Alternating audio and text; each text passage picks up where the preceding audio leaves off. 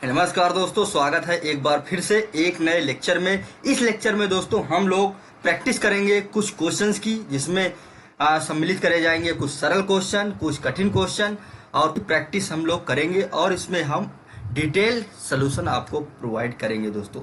तो चलिए बिना देरी किए हुए स्टार्ट करते हैं क्वेश्चन नंबर फर्स्ट से। तो यहाँ पे क्वेश्चन नंबर आप फर्स्ट देख पा रहे होंगे। क्वेश्चन नंबर यहाँ पे फर्स्ट आप लोग देख सकते हैं क्या लिखा है। यहाँ पे देखिए 3a equal to 4b equal to 5c है अगर, तो हमें a रेशियो c का मान बताना है दोस्तों। कैसे हम लोग फाइंड आउट कर सकते हैं, चलिए देख लेते हैं। सबसे पहले जब भी ऐसा एक्सप्रेशन आ जाता है कि 3a equal to 4b equal to 5c, तो उसके लिए और हमें रेशियो फाइंड करना है इसमें a रेशियो c। तो यहाँ पे 3a equal to 4b equal to 5c given है। तो दोस्तों चलिए देखते हैं कैसे हम इसको सॉल्व कर सकते हैं। तो यहाँ से सबसे पहले हम एक्सप्रेशन लिख सकते हैं 3a equal to 4b equal to 5c। अब इसको हम किसी क्वांटिटी कांस्टेंट के इक्वल हम लोग मान लेंगे। अब यहाँ से हम a, b और c की वैल्यू फाइंड आउट करेंगे। तो सबसे पहले अगर 3a की वैल्यू निकालेंगे 3a इक्वल टू k, तो a इक्वल टू हो जाए k बाई 3। अगर b की वैल्यू निकालेंगे तो 4b इक्वल टू k, तो b इक्वल टू आ जाएगा दोस्तों यहाँ से k बाई 4। और अगर c की वैल्यू 5c पहले हम वैल्यू देखेंगे तो 5c इक्वल टू k, तो 5 यहाँ पे 5c इक्वल टू k, तो c इक्वल टू हो जाएगा k बाई 5। अब हम फाइंड आउट करेंगे a ratio b ratio c, a ratio b ratio c, तो यहाँ से हो जाएगा k बाई 3 और b हो जाएगा k बाई 4 और यहाँ पे हो जाएगा k बाई 5। देखिए दोस्तों k से k कैंसिल आउट हो जाएगा, तो ये बचेगा 1/3 रेशियो 1/4 रेशियो 1/5। अब यहाँ पे देखिए 3, 4 और 5 का एलसीएम क्या होगा दोस्तों। तो यहाँ पे हो जाएगा, यहाँ पे हम लेंगे, यहाँ पे हम लोग एलसीएम लेंगे 3, 4 और 5 का। तो यहाँ पे हो जाएगा, यहाँ पे हम लोग रेशियो लेंगे तो यहाँ हो जाएगा इसको हम 60 से मल्टीप्लाई करते, क्योंकि ये उसका एलसीएम हो जाएगा। तो 60 मल्टीप्लाई करेंगे तो इधर कितना हो जाएगा 20 आ जाएगा, और यहाँ पे आ जाएगा 15 और यहाँ पे आ जाएगा 12।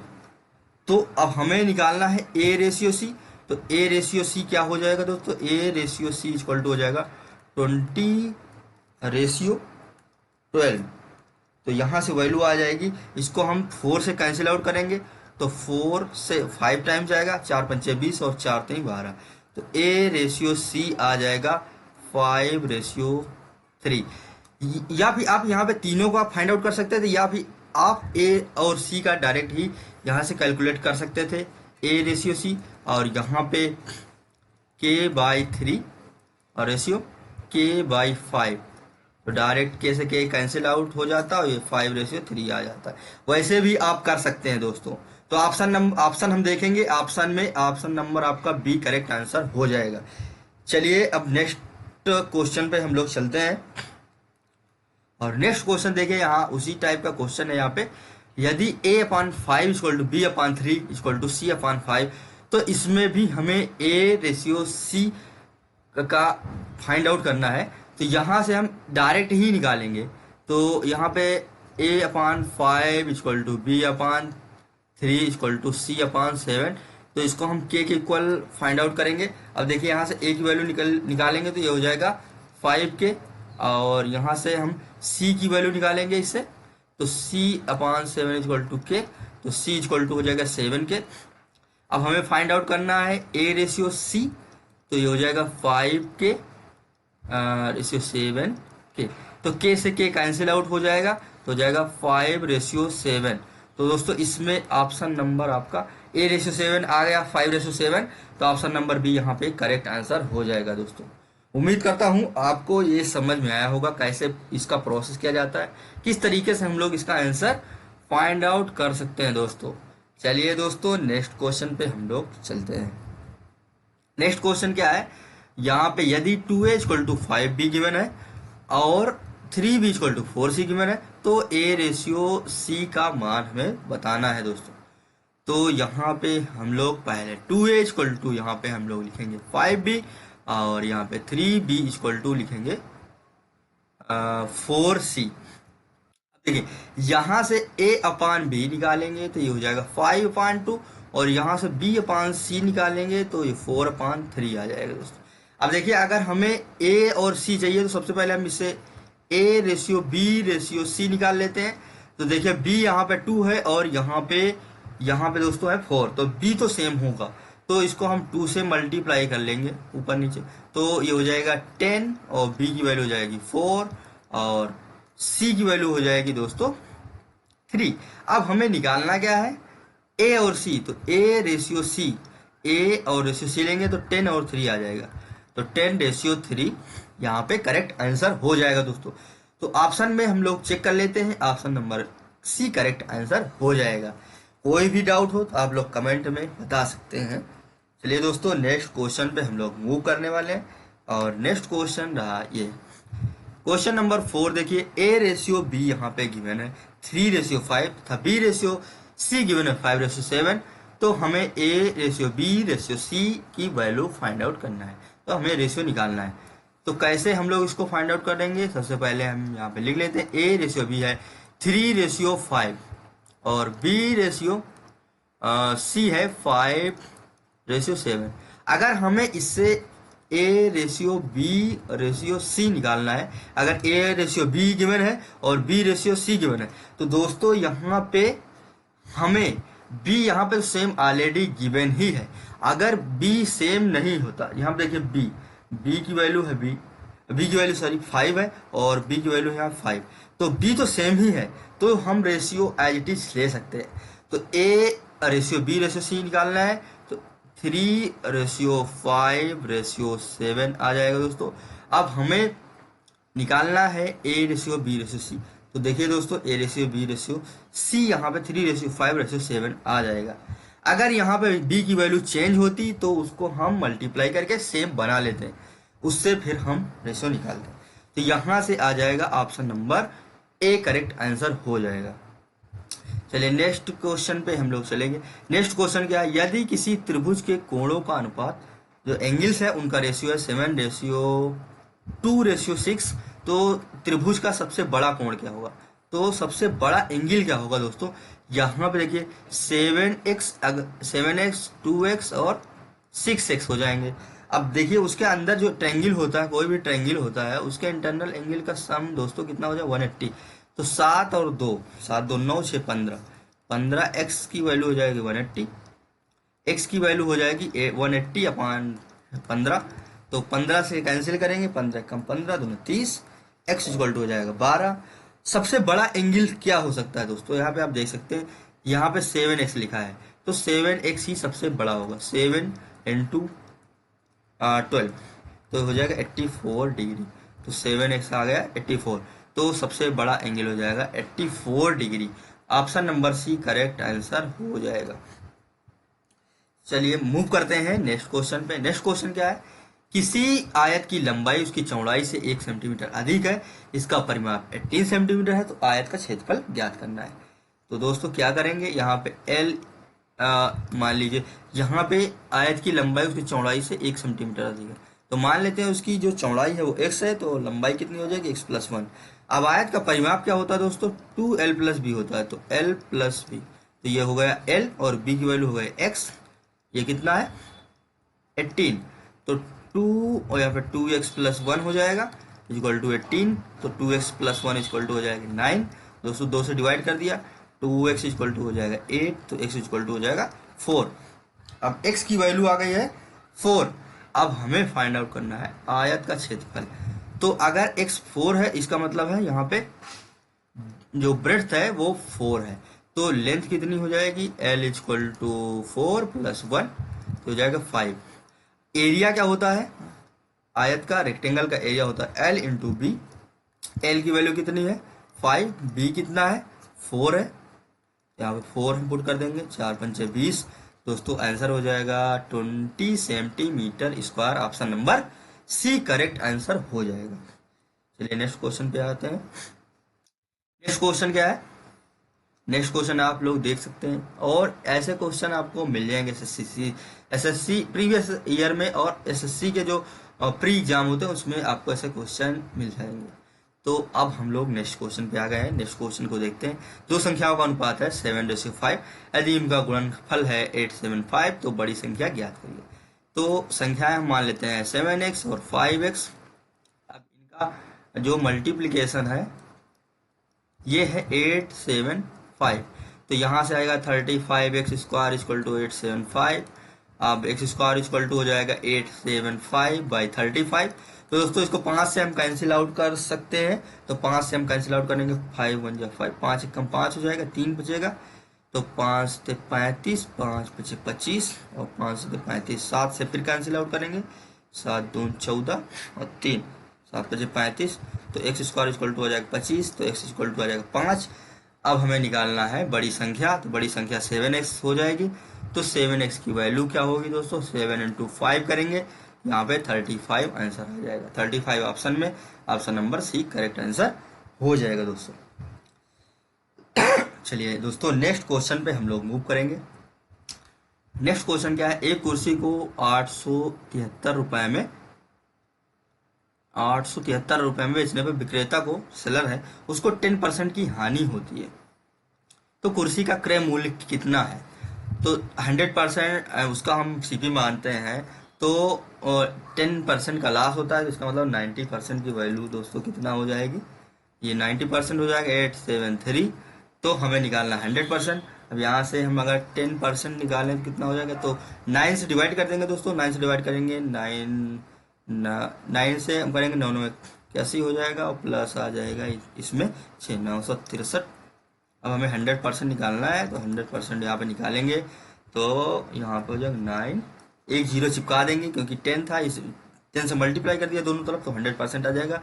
जो सीपी है तो इसका मतलब वहाँ पे सीपी आ जाएगा 970 रुपये।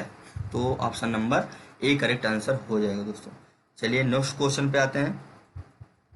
नेक्स्ट क्वेश्चन क्या है, यदि किसी वस्तु को 5% की हानि की अपेक्षा उसको बेचा जाता है 10% लाभ पर, तो 100 यूनिट मानते हैं सीपी है, और उसको अगर 5% हानि की बजाय, मान लो 5% अगर हानि पर बेचते तो 95 में बेचते, अगर इसको हानि की बजाय 10% लाभ पर बेचा जाए तो 110 में बेचते, तो विक्रेता को 75 रुपये अधिक मिलते हैं। अब देखिए यहाँ से कितना रुपए अधिक मिल रहा है, 10 इधर और ये 5, तो 15 की वैल्यू कितना हो जाएगी, 15 यूनिट की वैल्यू हो जाएगी दोस्तों यहाँ पे 75 रुपये, 75 रुपीज़ हो जाएगी। और हमें निकालना है कितने की है, 100 की, तो एक यूनिट की वैल्यू कितनी हो जाएगी, 15 × 5 = 75, और हमें निकालना है 100 की, तो 500 रुपये दोस्तों आ जाएगा यहाँ पे। तो 500 रुपये उसका सीपी हो जाएगा।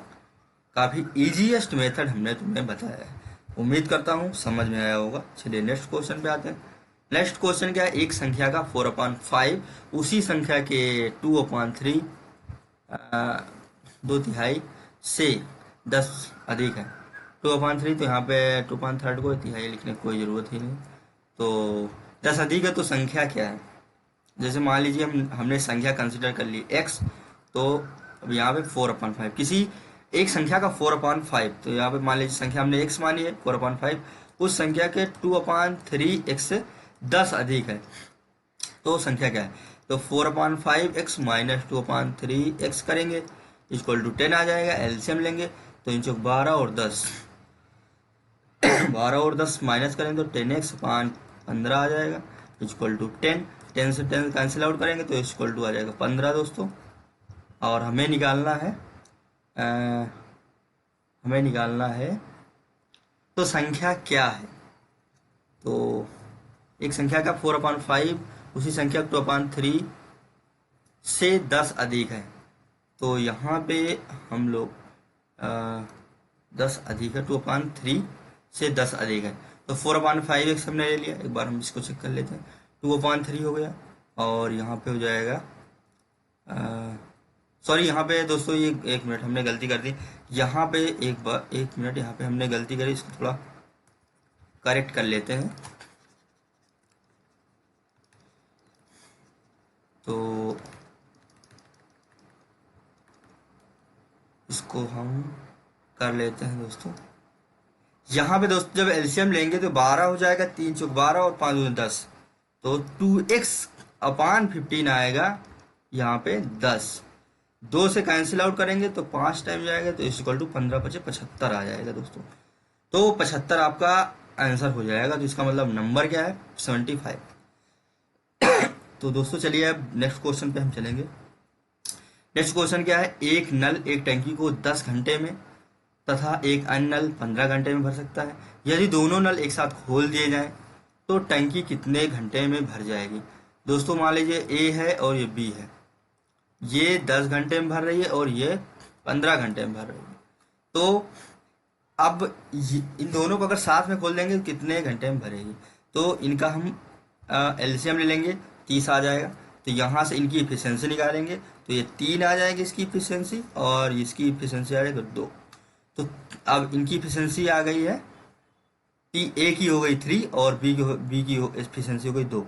तो टोटल यहाँ पे वर्क कितना है? 30, और इसको एफिशिएंसी से हम डिवाइड करेंगे 5 से, तो आ जाएगा 3 और 2 को हमने ऐड किया और 5 से डिवाइड कर दिया, तो 6 यहाँ पे घंटे में भर जाएगी दोस्तों।